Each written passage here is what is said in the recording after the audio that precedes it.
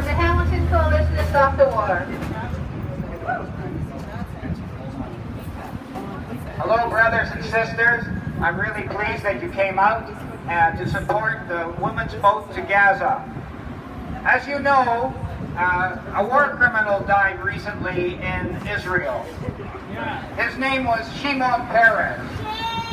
He was the president of the state of Israel, and in his 93 years or so, he committed every kind of crime against the Palestinian people that you can imagine. Ethnic cleansing, placing of illegal settlements, bombing the Palestinian refugees in Lebanon. The list goes on and on and on. Illegal nuclear plants. That's right, building a nuclear weapon, which they have failed to disclose. Israel is one of only 3 countries in the world with nuclear weapons that doesn't belong to the Nuclear Non-Proliferation Treaty. And they use that nuclear weapon to threaten all their neighbors. We in the Hamilton Coalition to Stop the War believe in a nuclear-free, nuclear weapons-free Middle East. And we think that Israel should be forced to join the Nuclear Non-Proliferation Treaty and have its plants inspected, as every other member is, by the International Atomic Energy Agency. Yes. Thank you for reminding me about that, brother. So Shimon Peres kicked the bucket, and who showed up at his funeral?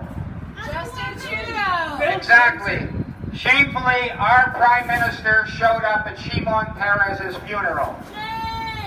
I know many of you are friendly faces, familiar faces from when we marched and demonstrated against the former Prime Minister, Stephen Harper, who was, according to Netanyahu, the best friend of Israel in the entire world.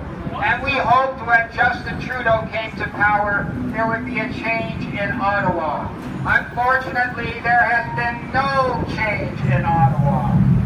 At the United Nations in 2016, this year, when the 6 resolutions came up about Palestine, condemning the state of Israel for its ethnic cleansing, for failing to allow the refugees to return, for the blockade of Gaza, for all the other things that are a longer list than you can imagine. Canada, guess how Canada voted? Canada voted exactly the way it's voted for the last 70 years. It voted exactly the same way as it had voted under Harper. Canada voted against all 6 resolutions condemning Israel. And what was the vote like at the United Nations, you may ask? Was it 70 to 60? Was it 80 to 30? Was it 100 to 50? No, it was more like 160 or 170 to 3. 3 on all those votes. Canada, Israel, and the United States voted against the Palestinians' rights every single time, whereas the vast majority of the countries of the world voted against Israel and for Palestine. So I say to you, brothers and sisters, that what is our job in Canada? Our job is to do things like Wendy Goldsmith did, get on a boat, sail across the whole Mediterranean on a tiny little boat, and challenge the Israeli blockade of Gaza. That's great. But we have to remember that Israel only gets away with these crimes against humanity because governments like the United States and Canada enable them to do so.